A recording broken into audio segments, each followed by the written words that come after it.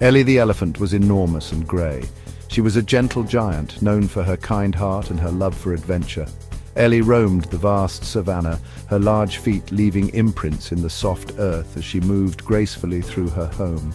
She had big floppy ears and a trunk like a snake. Her trunk was not just for show, it was a versatile tool she used for everything from picking up food to spraying water to cool off on hot days.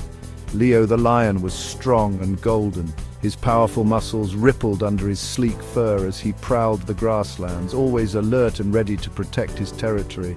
He had a fluffy mane and a roar that shook the ground. Leo's roar was a sound to behold, echoing across the savannah and reminding everyone of his presence.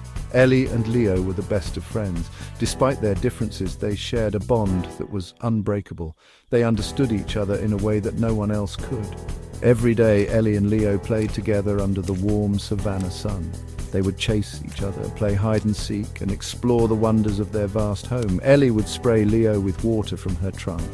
It was their favorite game, and Leo would always pretend to be surprised, making Ellie laugh with joy.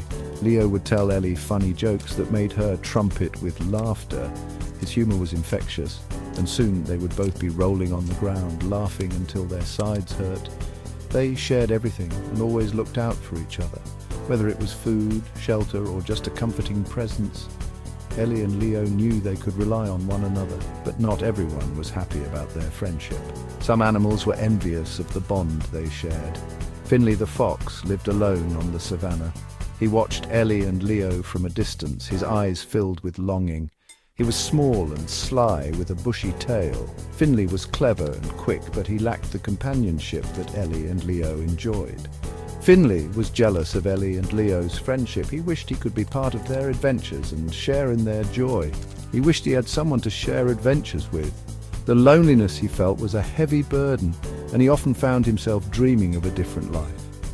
One day, Finlay watched as Ellie and Leo played tag amongst the baobab trees. They were so happy and carefree, and Finlay couldn't help but feel a pang of envy. A mischievous glint entered his eye. He decided that if he couldn't join them, he would find a way to make his presence known. He decided to play a trick on them.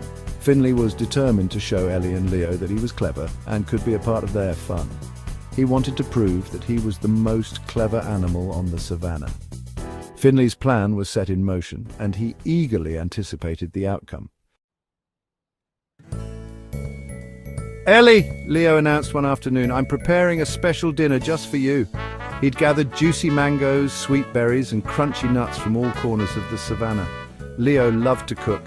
He laid out the delicious treats on big banana leaves. He hummed a happy tune as he arranged everything perfectly. This feast was going to be the best yet. The smell of mangoes and berries wafted through the air, reaching Finlay's den. His tummy rumbled. He peeked out and saw the feast laid out for Ellie. Finlay's mouth began to water. He forgot all about his plan to play a trick. All he could think about was eating all that delicious food. Quietly, Finlay crept toward the feast. He waited until Ellie and Leo were distracted, then he gobbled down every last bite. When he was finished, his tummy was round and full.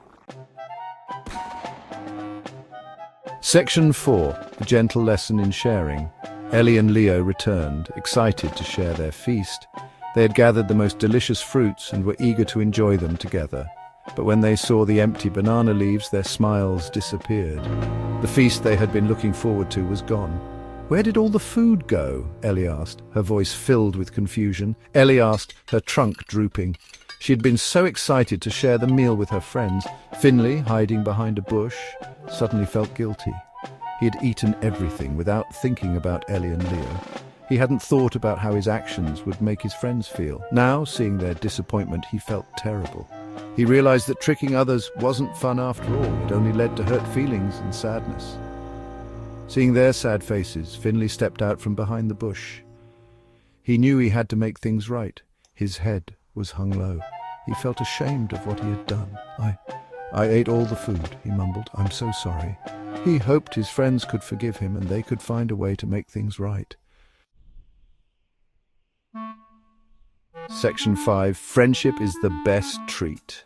Ellie and Leo were surprised to see Finlay. The little fox had been sneaking around trying to find something to eat. Leo was about to scold him, but then he saw how sorry Finlay looked. The fox's eyes were filled with regret and hunger. Ellie gently patted Finlay on the head with her trunk. She could see that he was just a hungry little fox in need of some kindness. "It's all right, Finlay," she said softly. "We all get hungry sometimes." "We understand that you were hungry," Leo added, his voice gentle and understanding. "Next time you can join us for dinner, instead of eating all the food yourself," Ellie suggested with a warm smile. Leo nodded in agreement, showing his support. He offered Finlay a juicy mango he had saved. "Here, have this. It's delicious," Leo said. Finlay was taken aback by their kindness. He had never expected such generosity from the animals he had tried to trick. He realized that sharing with friends was much more rewarding than tricking them. The joy of being part of a group was something he had never felt before.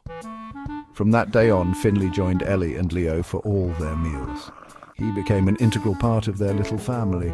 He learned that friendship, like a delicious feast, is best enjoyed together. The meals were filled with laughter and stories, making every bite taste even better. They all lived happily ever after on the sunny savannah, where the days were bright and the nights were filled with the warmth of friendship.